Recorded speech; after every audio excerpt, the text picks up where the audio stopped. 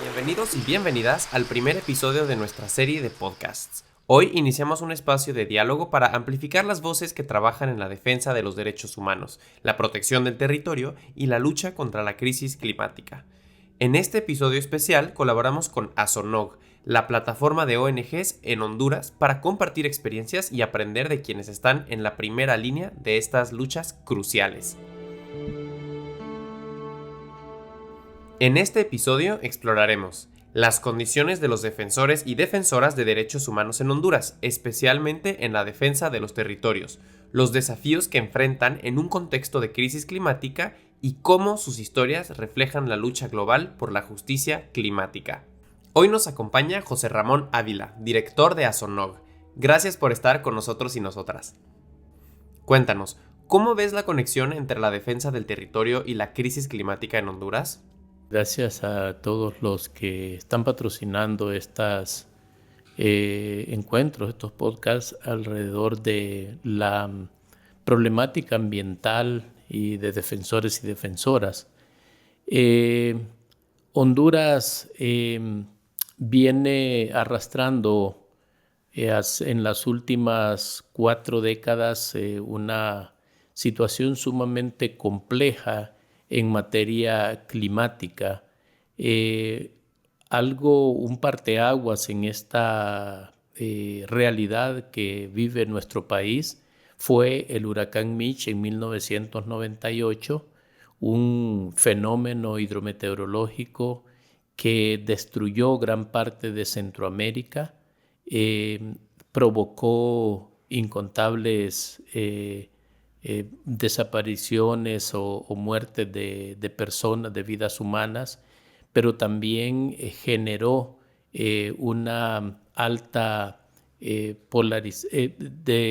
desplazamiento de las poblaciones que al ver sus medios de vida destruidos tuvieron que movilizarse a otros territorios. Esta situación del huracán Mitch provocó un plan de reconstrucción y transformación nacional que no fue concluido y que obviamente bajo una decisión equivocada de los gobiernos que en aquel momento gobernaban el país, provocó la entrada o la apertura al capital extranjero bajo un modelo de desarrollo que nosotros desde la sociedad civil hemos considerado equivocado, y es el tema de la apertura a las industrias extractivas en el país. Esa situación se fue agudizando a lo largo del tiempo a tal grado de que provocó desplazamiento de poblaciones, de líderes, de poblaciones indígenas, y posteriormente provocó también crisis y confrontación entre territorios a raíz de la situación de desplazamiento que sufrían estas comunidades. Posteriormente a esto, la vulnerabilidad con que el huracán Mitch dejó al país y a la región centroamericana nos ha ubicado como una de las regiones más vulnerables del planeta por su ubicación geográfica, pero también por la fragilidad y el nivel de pobreza que viven nuestros países. Eso hace que todos estos factores de riesgo se agudicen año con año, y ahora tenemos un comportamiento climático y de crisis año con año, con sequías, inundaciones, deslizamientos, pérdida de los cultivos como producto de estos fenómenos de origen natural, que posteriormente han pasado también a otros fenómenos como la migración masiva por la falta de oportunidades. ASONOG hace muchas décadas que está implicada en esta lucha. Es evidente que la defensa del territorio es también una defensa de la vida misma. Pero ¿qué podemos hacer desde nuestras comunidades y las organizaciones de la sociedad civil en cualquier parte del mundo para apoyar esta lucha por la justicia climática y social? Bien, la situación de la criminalización de los defensores y defensores es un tema que tiene que ver con muchos factores. En primer lugar, con una situación de poca justicia a nivel de los países, sistemas de gobierno que en determinado momento se coluden con las empresas para poder ingresar a los países bajo normas bastante flexibles que no regulan el tema de la violación de los derechos humanos de las poblaciones. Eso es un primer elemento que hay que considerar. Segundo, el hecho de que la inversión extranjera son monstruos financieros sobre los cuales las poblaciones con quienes difícilmente se puede luchar por el alto poder financiero que tienen, medios de comunicación cooptados o comprados por estas empresas, pero también un sistema de justicia a favor de estas empresas transnacionales. Ante esta situación, la problemática en el país obviamente crece, la problemática se agudiza y obviamente la situación de las y los defensores en los territorios es bastante más precaria. Pero aparte de ello, el tema del incremento de los fenómenos hidrometeorológicos como los huracanes, las tormentas tropicales, las sequías, también ocasionan mucho más pobreza y mucho mayor dependencia de las poblaciones ante estas compañías que llegan al país tratando de ofrecer mejores condiciones de vida, y la gente ante la pobreza en la cual se encuentra muchas veces se ven orillados o obligados a participar o acompañar estas empresas que, como ya dije, dejan más mal que bien a las poblaciones. ¿Qué podemos hacer? Bueno, creo que tenemos que seguir haciendo incidencia en políticas públicas a favor de las poblaciones, independientemente de que los sistemas no se presten a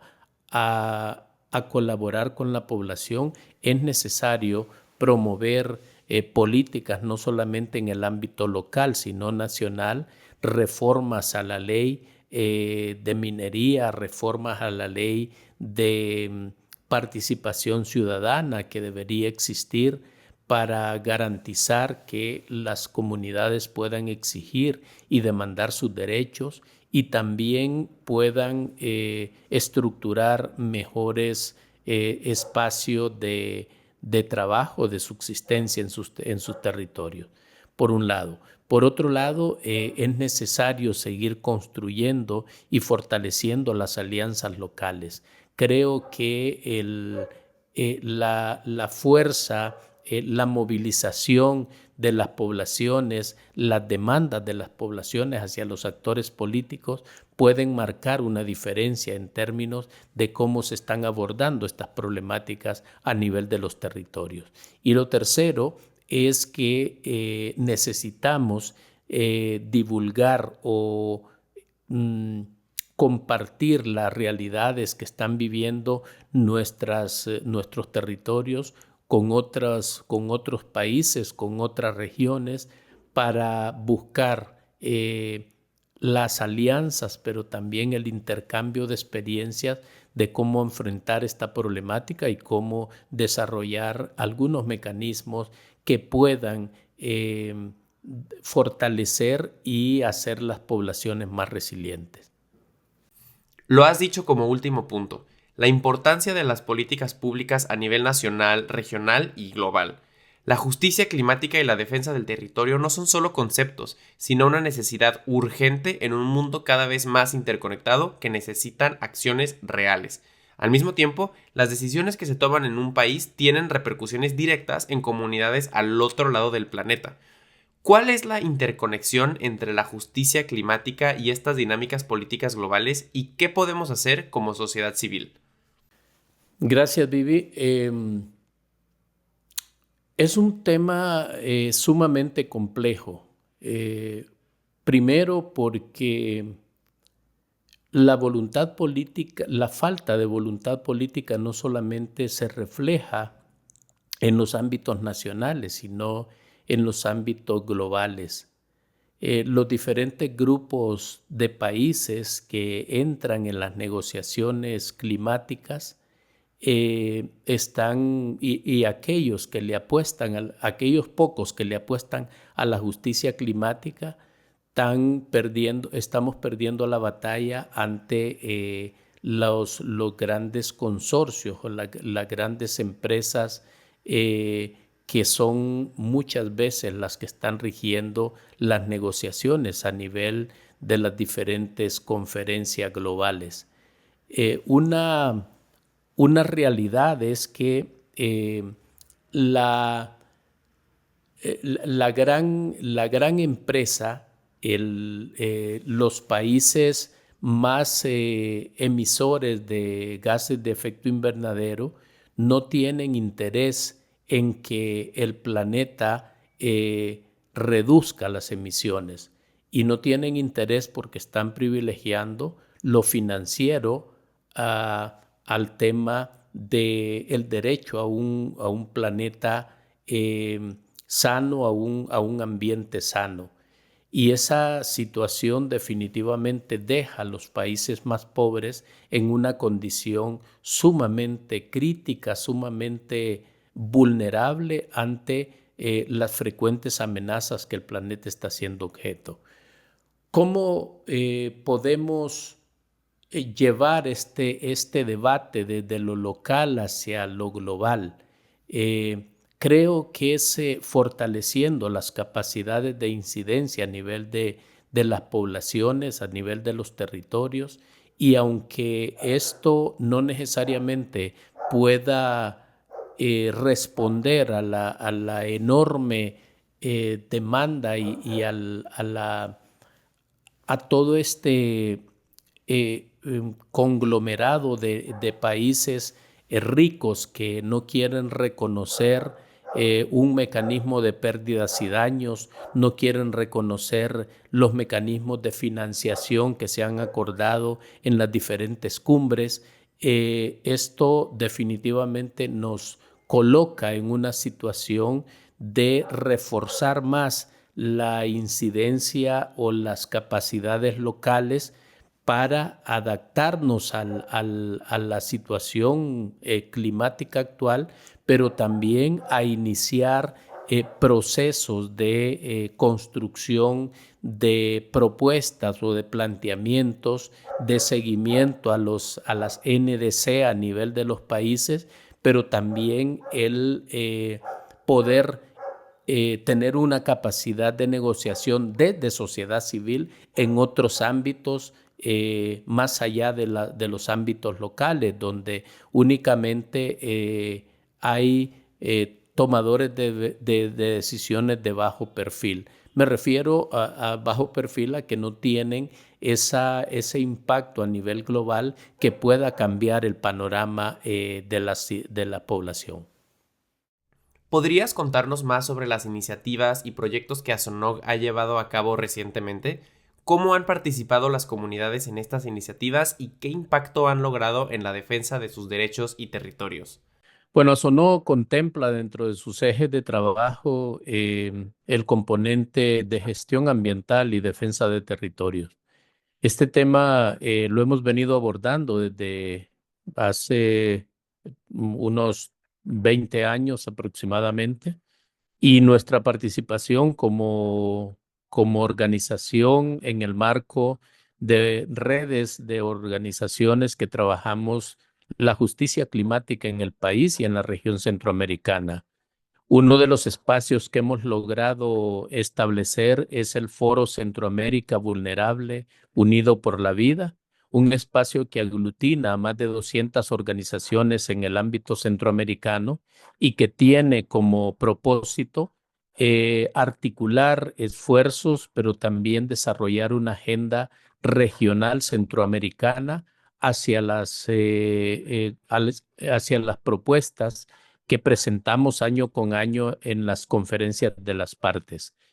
Asonó también ha estado desarrollando a nivel territorial diferentes iniciativas de acompañamiento a las poblaciones para fortalecer capacidades técnicas, capacidades de